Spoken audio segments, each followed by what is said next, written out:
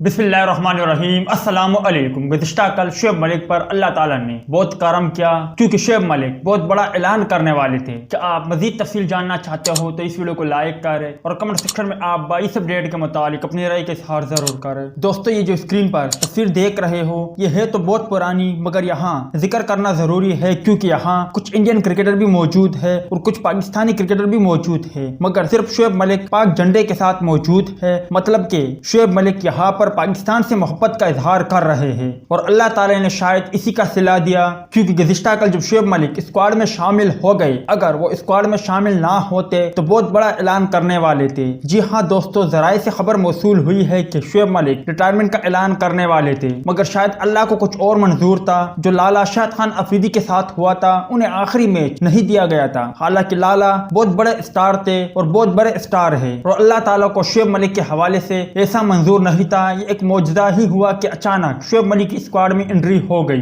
کیونکہ کئی بار شعیب ملک خود کہہ چکے ہیں کہ T20 ورلڈ کپ 2021 میرا آخری ورلڈ کپ ہے، اور اسی معجزے کا ذکر محمد عامر نے بھی کیا جب محمد عامر کی جانب سے تنزیہ ٹویٹ سامنے آیا کہ اللہ بہت بڑا ہے، روک سکو تو روک لو۔ مطلب کہ محمد وسیم نہیں چاہتے تھے کہ شعیب ملک کی T20 ورلڈ کپ کے اسکواڈ میں واپسی ہو، اور نہ ہی رمیز راجہ چاہتے تھے، مگر اللہ کو کچھ اور ہی منظور تھا۔ اگر کل شعیب ملک کی T20 ورلڈ کپ کے اسکواڈ میں شمولیت نہ ہوتی تو چند دن بعد شعیب ملک بہت بڑا اعلان کرنے والے تھے اور وہ ریٹائرمنٹ کا فیصلہ کرنے والے تھے۔ بس وہ کہتے ہیں جسے اللہ رکھے اسے کون چھکے۔